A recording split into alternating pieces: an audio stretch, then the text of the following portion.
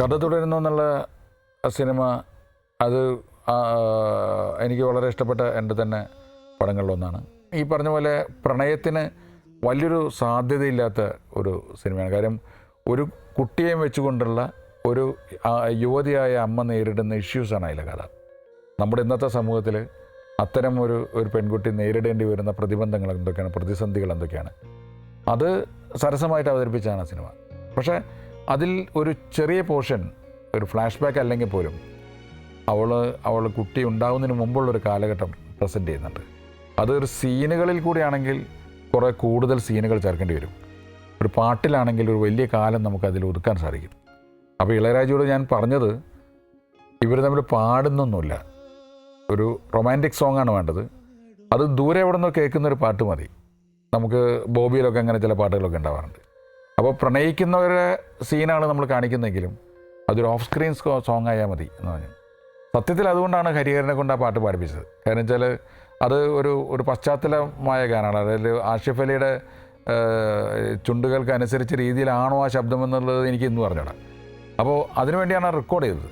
പക്ഷേ റെക്കോർഡ് ചെയ്തിട്ട് ആ പാട്ട് കേട്ട് കഴിഞ്ഞിട്ടിപ്പോൾ എനിക്ക് തോന്നി ഇത് ലിപ്പ് കൊടുത്ത് പാടുന്നതിനാണ് നല്ലത്. കാര്യം എങ്കിലേ ആ പാട്ടിനൊരു ജീവൻ വരുള്ളൂ എന്ന് തോന്നി. മൂന്നാറിൽ വെച്ചിട്ടാണ് ആ പാട്ട് ഷൂട്ട് ചെയ്തത്. പക്ഷേ ആ സിനിമയുടെ ഒരു വലിയ ഹൈലൈറ്റായിട്ട് മാറി ആരോ പാടുന്നു ദൂരെ എന്നുള്ള പാട്ട്.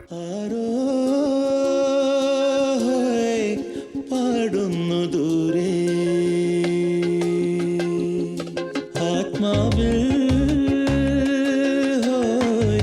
നോവുള്ള പോലെ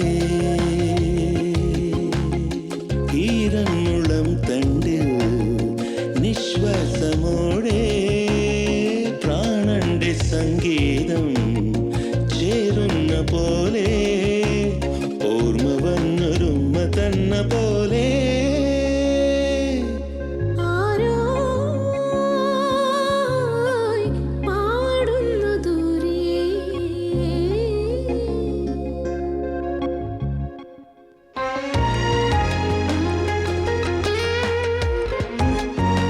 സത്യൻ സാറിൻ്റെ ആദ്യകാല ചിത്രങ്ങളിൽ അധികവും സംഗീതം ചെയ്തിരിക്കുന്നത് ജോൺസൺ മാഷാണ്.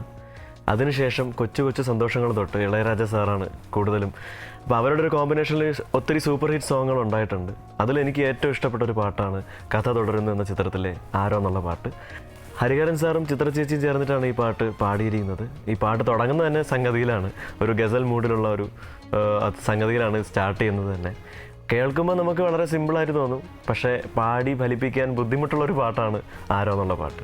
ജീവിതം എന്നും എന്നും ഒരു പ്രേമ കടങ്കഥയല്ലേ,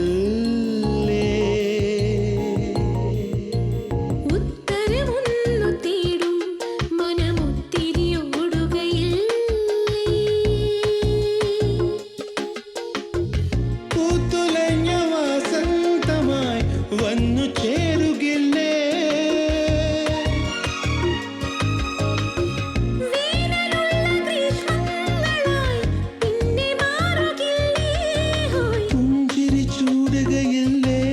അതിലശുഗണങ്ങളും